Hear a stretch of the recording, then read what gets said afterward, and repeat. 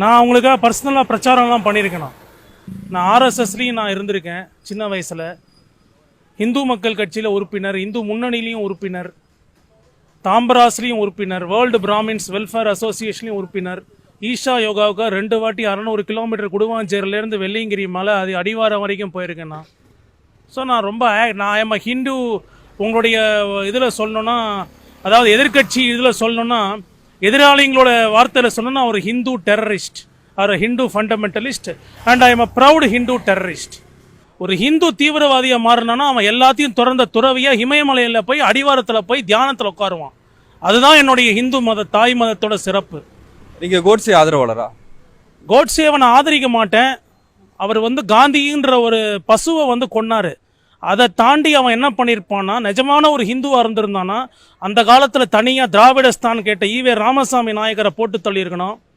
இல்லைன்னா தனியாக தலித்திஸ்தான் கேட்ட பிஆர் அம்பேத்கரை போட்டு தள்ளியிருக்கணும். இல்லாட்டி தனியாக பாகிஸ்தானையும் ஆப்கானிஸ்தானையும் பங்களாதேஷையும் பிரித்தானே முகமது அலி ஜின்னா, அவனுங்க 3 பேரையும் போட்டு தள்ளிட்டு அவன் காந்தியை போட்டு தள்ளியிருந்தானா அவன் நிஜமான இந்துவாதி. அதனால் நான் கோட்ஸே உடன்பாடு கிடையாது எனக்கு.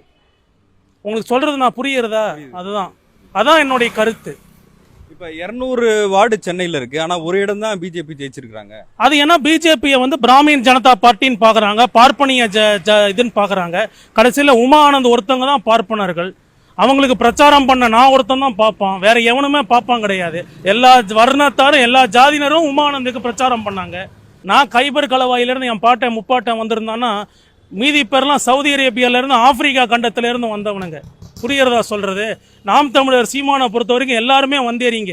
நான் அரசியல்லாம் படித்தது கிடையாது. நான் அமெரிக்காவில் போய் 2 MS படித்தேன், அவ்வளவுதான். அதை தாண்டி நம்மளுக்கு எந்த ஒரு படிப்பறிவும் கிடையாது. It should be a decent politics, it should be a developmental politics and not just vote politics or caste based politics. இதெல்லாம் என்னைக்கு மாறுமோ அன்னைக்கு தான் சார் இந்தியா வல்லரசா வரும். ஜெய் ஹிந்த், பாரத் மாதா கி ஜெய், வந்தே மாதரம்.